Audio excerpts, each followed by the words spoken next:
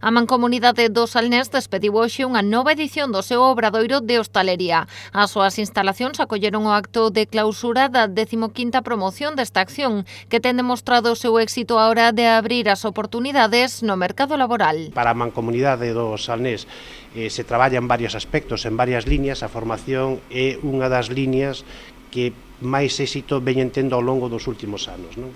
E aparte somos conscientes de que o sector da hostelería no seu conxunto pois ten esa necesidade de profesionais especializados en cociña e especializados en sala. Grazas a esta iniciativa, unha vintena de profesionais están preparados para atopar traballo no sector hostaleiro. Formáronse durante un ano accedendo a un completo itinerario formativo con accións específicas relacionadas coa coctelería, o corte de xamón ou a cata e maridaxe de cervexas. Neste caso, neste obradoiro, como ben dicía o presidente, se invertiron 580.000 euros por parte da Xunta de Galicia, aparte do que a Mancomunidade aportou, e estamos a falar que sodes 20 e, polo tanto, estamos a falar de alrededor de entre 28 e 30.000 euros por alumno invertido, non? Contando profesorado, todo o material, pero ao final a inversión son de casi 30.000 euros por alumno en un ano. Con este obradoiro, a Mancomunidade buscar dar resposta ás necesidades dun sector moi importante no Salnés e que continúa a demandar persoal especializado. E o sector, ademais, é que o necesita. E nós, como